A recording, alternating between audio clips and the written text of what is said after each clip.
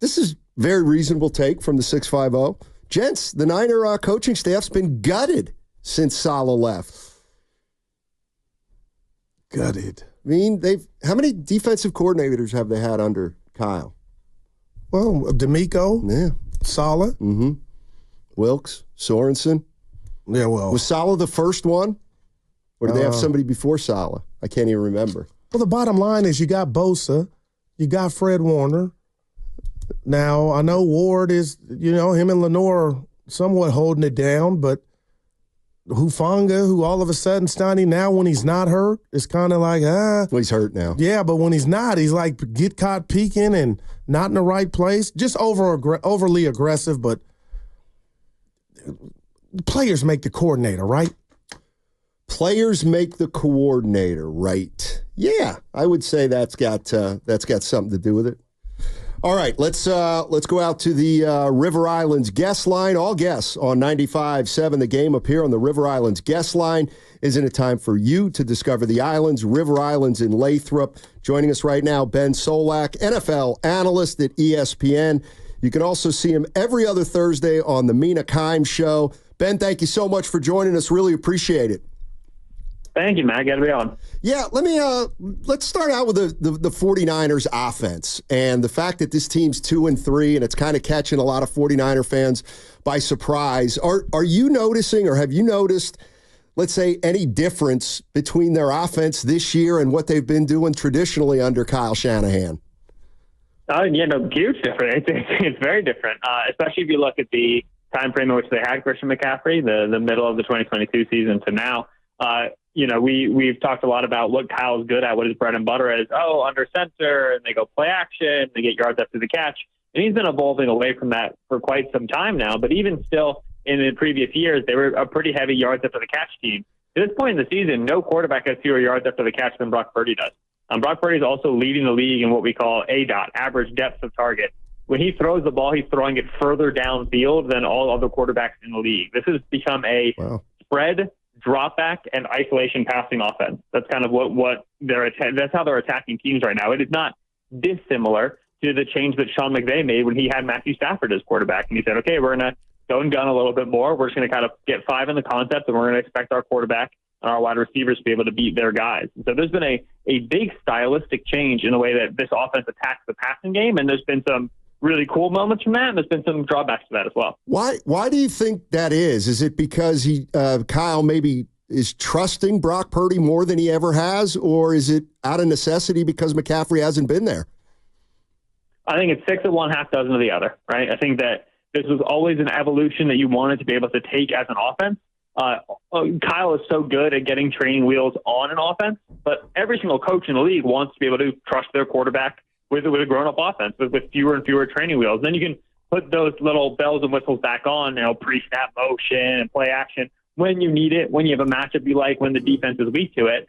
But it's nice to be versatile, be multiple, and be able to grow up and be that big boy offense when you need to be. So I think some of it is trusting Brock, and deservedly so. Brock's been excellent over the course of his career and is getting better and better week over week.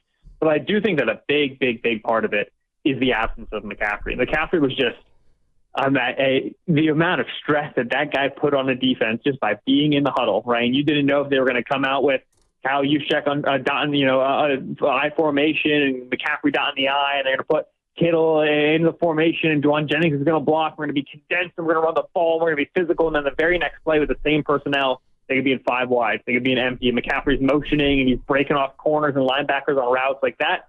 That level of unpredictability is impossible to replicate with Jordan Mason back there. Mason just does not catch the football, run routes the way that McCaffrey does. That hurts Debo, right? Because now Debo's getting less targets behind line of scrimmage. Debo's getting less of the easy stuff because they're not screwing around with him in the backfield and McCaffrey out wide. That hurts Kittle because Kittle's not getting the same free releases on these little delayed, it's a running play and I'm going to leak out to the flat and run for 35 yards. You took a very critical piece out of that Jenga tower, and it's starting to shake a little bit. So I do think both explanations are valid. I lean a little bit heavier towards the McCaffrey side. Wow, Ben, a lot of good stuff. I want to, if you don't mind, pick up right there because I've once called Kyle Shanahan in regard to play calling and design a genius. No McCaffrey, I get it, but I think he's got a blank check waiting for him. But when you have a $30 million receiver in Brandon Ayuk, Kittle, who I feels like he needs to be featured more because he can catch, you got Debo, as you mentioned, and you got the emergence of Jawan Jennings and a baby Marshawn Lynch. People get mad at me, Ben, when I say that. Is that suffice for 9 for 22 being 30th in the red zone, Ben? Is it just, there's no McCaffrey, that's why they're 9 for 22? Yeah, you brought up the red zone numbers. The red zone numbers are the most important ones, where I think they really, really feel the absence of McCaffrey. Because red zone defense is a lot of like, all right, we don't have to pack the zones deep downfield, 20 yards, 30 yards down the field anymore. So we can really get 7 guys with eyes on the quarterback, 8 guys with eyes on the quarterback. They can all relate to one another. We can condense some of this space. And the solution for that, for Kyle, for the last year and a half was, okay, I'm going to throw the ball to McCaffrey or Debo early in the down, and I'm just going to expect them to break tackles on you. And we're going to be able to brute force this thing in with the running game, with the quick passing game. And with Mason back there, they're a little bit worse in those tight areas. He's not the same runner that McCaffrey was. He's a good player, but he's not as good in the tight spaces, making the right reads, kind of surviving through contact like Christian was. And then their passing game in the red zone is really, really rough at this time. They're a lot better at this stage, scoring from explosives, scoring from further out, than they are right now scoring when they get a little bit tighter in there. And so I think that the red zone deficiency is really where I'm looking at Kyle and being like, man, you have to come up with some more clever stuff, some more stuff that's going to catch teams by surprise, some more Debo out of the backfield, this, that, and the other thing. Because you got to be able to get 7 and not 3 in these instances. And obviously, they're coming off a bad Niners game, and the Mason fumble down there really sucks, and ball security inside the 10. You don't want to overreact too much to this thing, but I really think the fact that they're at times struggling to punch it in when they start to get into the red, even the high red, it matters a lot because it's 7 instead of 3, and then it really matters when you got some kicker questions. Sometimes that 3 isn't as certain as you'd like for that 3 to be. I think they're losing some edges there for sure. Ben Solak joining us on 95.7 The Game. He's an NFL analyst on ESPN. You can see him every other Thursday on the Mina Kimes Show. I think I know your answer from the way you previously answered, but do you view, let's say, a red zone offense completely differently than you evaluate the offense outside the red zone? I struggle with, I think teams that struggle in the red zone are probably teams that largely struggle outside the red zone and vice versa. Mm-hmm. But it sounds to me like you do make a distinction there. Yeah, so I want to think about it like a play sheet, right? Play sheet's got a lot of play calls for 1st and 10. Play sheet's got a lot of play calls for 3rd down. Play sheet's got a lot of play calls for red zone. Those are separate on the actual sheet. So we are dealing with different constraints that the defense is putting on us, right? I talked about it in the red zone. Red zone, I don't have to. If I'm a deep safety, I don't have to worry about the 30-yard bomb going over my head because that's out the end line, right? You're in out of field, right? The geometry of the field changes, which means the style of plays that you can run change, right? Like the bread and butter Kyle Shanahan pass concept over the last 2 years has been running somebody down the seam or on the big post, and then running that deep dig in behind it. And guess what you can't do in the red zone because you can't run that deep post, you can't run that seam, you can't clear out that safety. You can't run that bread and butter concept, right? So your red zone designs are inherently different. Now, they're going to be linked, right? Especially like in the running game, right? If I've shown the same different, run looks and from the same formation 3 or 4 times on a drive, all right, well, that matters when I get down to the red because now I can show that formation and maybe run a play action off it. Maybe I can do something. I'll wrinkle up what I did last week. Like there's still going to be connective tissue. There always is, right? It's the same 11 players out there on offense, same 11 players out there on defense. You can get some guys. But yeah, the geometry of the field changes. And so I think the Niners are really successfully moving the ball between the 20s. And I think that, again, like the explosive pass has been a big scoring aspect for them. Jawan Jennings out and up against the Rams, 35-yard bomb, Brandon Ayuk, big catch and run. Like they've had their explosive pass scores. But when things are getting tight right now, they're really missing McCaffrey, both in the running game and in the design passing game. They should have some solutions. I think that you saw, Kittle winning above the rim against the Cardinals that he had there. Was it 2 weeks ago? Like you have a tight end you can target. Like there are some solutions there. I expect them to find it, but it's been herky-jerky to start. Yeah, and on the other side of the ball, Ben, I don't have to tell you, last year Steve Wilkes, he lasted 1 year. When it was all said and done, I thought the defense performed well enough to win in the Super Bowl, and they were a top 5 defense. But this year under Nick Sorensen, Ben, I don't recognize this team. I know there's no Greenlaw, but can you share with us why the Arizona Cardinals and the Minnesota Vikings were basically just running the ball down the Niners' throat? And there's Bosa, there's Warner out there, but share with us what you're seeing, and can this thing be fixed? Yeah, so I was starting to be really worried about that Niners defense late down the stretch last year, even with Will. And I thought they played a lot better in that Chiefs game than I anticipated. But I think you started to see some of those run defense issues pop up down the stretch. I remember talking about them coming into that Lions NFC Championship game. I thought Lions were going to win that game, and it was because over the last 5-10 weeks of the season, Niners have been like a bottom 5 run defense.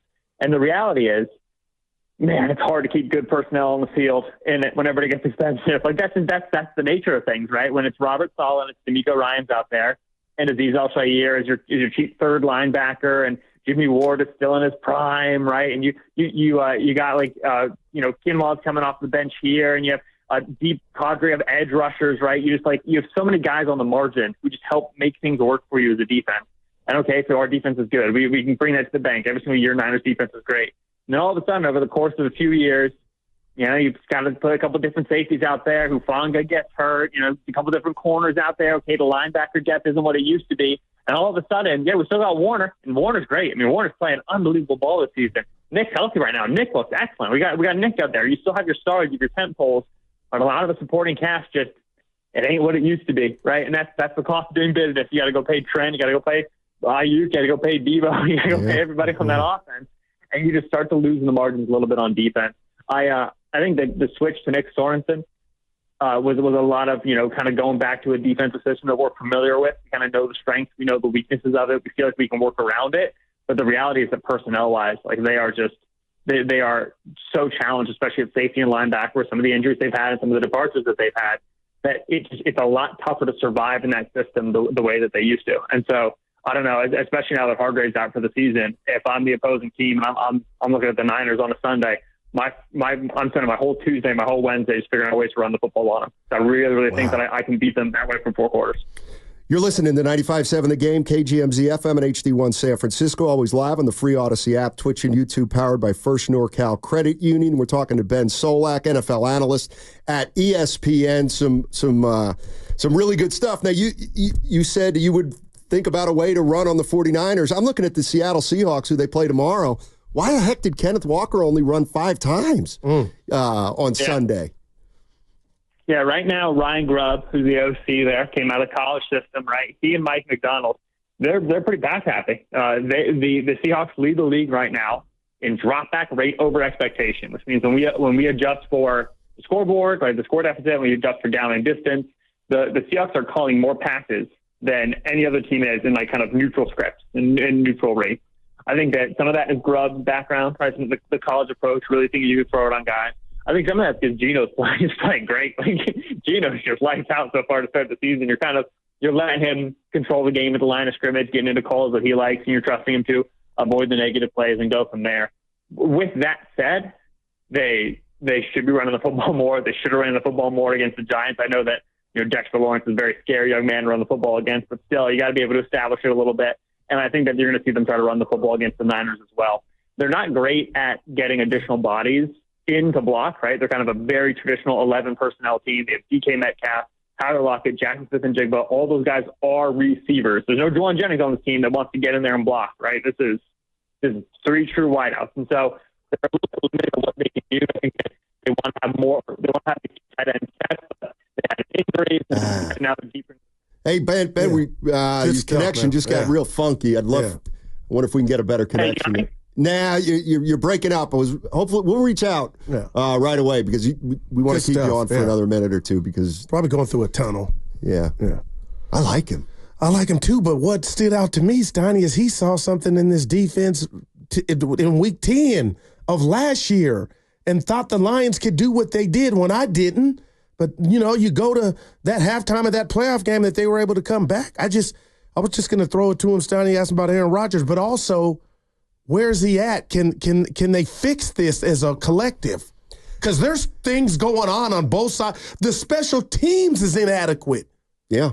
Defense is inadequate in the offense. All right, let's head. We got Ben back. Okay, we got Ben returning. Ben Solak, NFL analyst at NFL. Everything. All right, ESPN.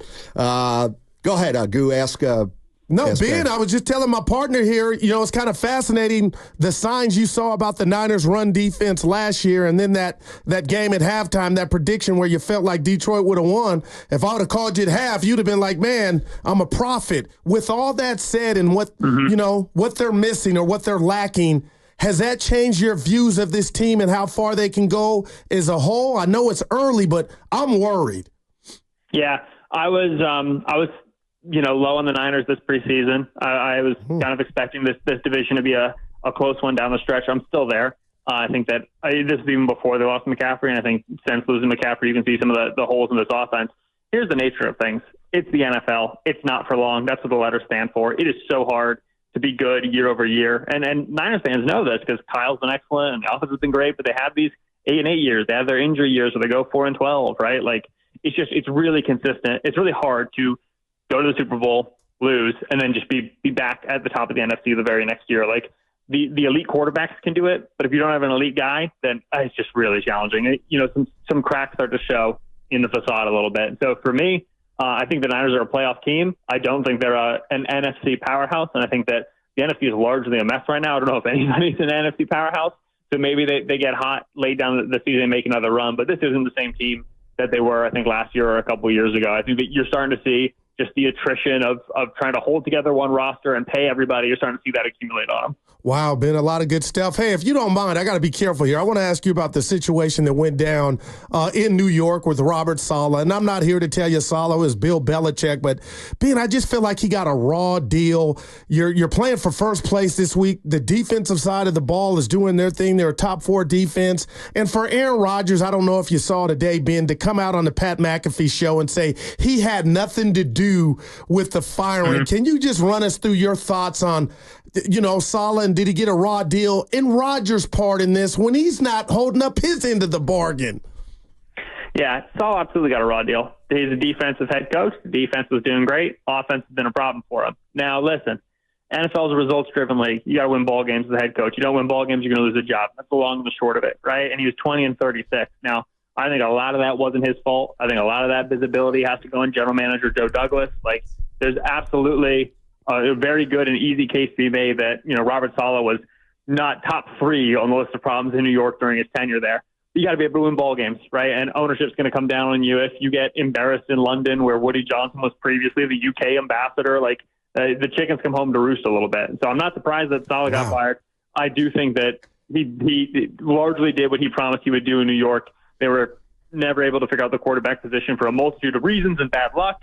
And eventually, the bill comes due. As to Rodgers' part in it, Rodgers says, I did not explicitly ask Robert Saleh to be fired. Oh. I believe him. I don't think that he did. Sure, great. I do think that if he really wanted Robert Saleh to stay as his head coach, he had many opportunities to make that known. He had many opportunities to be vocal about that, and I don't think the firing would have happened. So even if it's a, complicit in his silence sort of a thing, I absolutely think that Saleh is not getting fired unless Rodgers is to some degree okay with or willing to accept that. And so he's not blameless in this. He has too much power in that room, and we know he has too much power in that room for him to be 100% blameless the way that he kind of wants to be portrayed. That's that. Hey, Ben, thank you so much for joining us. Really, this is the first time you ever come on with us, and we've really enjoyed the conversation. Thank you so much. Appreciate it, Mandel. Y'all take care. Yes, sir. That's Ben Solak.